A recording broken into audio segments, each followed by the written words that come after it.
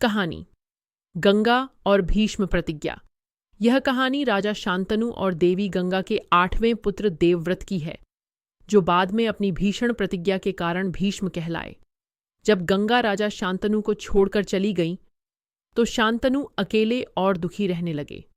कुछ समय बाद शांतनु को एक युवा और अत्यंत सुंदर स्त्री सत्यवती से प्रेम हो गया। शांतनु ने सत्यवती के पिता मछुआरे से विवाह का प्रस्ताव रखा। सत्यवती के पिता ने एक शर्त रखी कि उनकी पुत्री से उत्पन्न संतान ही हस्तिनापुर का राजा बनेगी। शांतनु को यह शर्त स्वीकार नहीं थी, क्योंकि उनके पहले से ही गंगा से उत्पन्न पुत्र देवव्रत थे, जो युवराज थे। शांतनु इस दुविधा में उदास रहने लगे। जब देवव्रत को अपने पिता की उदासी का कारण पता चला, तो उन्होंने सत्यवती के पिता के पास जाकर उन्हें वचन दिया कि वह कभी राजा नहीं बनेंगे। लेकिन मछुआरे को अभी भी एक संदेह था। उन्होंने कहा कि यदि देवव्रत का पुत्र होता है, तो वह सिंहासन का उत्तराधिकारी बन सकता है।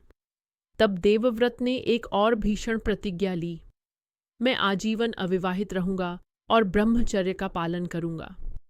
देवव्रत की इस भीषण प्रतिज्ञा से स्वर्गलोक में देवगण भीष्म भीषण प्रतिज्ञा वाले कहकर जयकार करने लगे। उनकी इस प्रतिज्ञा के कारण ही उनका नाम भीष्म पड़ा। इस त्याग के कारण शांतनु और सत्यवती का विवाह हो सका।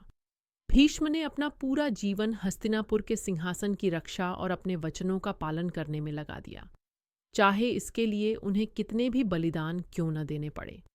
यह कहानी त्याग, कर्तव्य निष्ठा और वचनबद्धता की सर्वोच्च मिसाल है।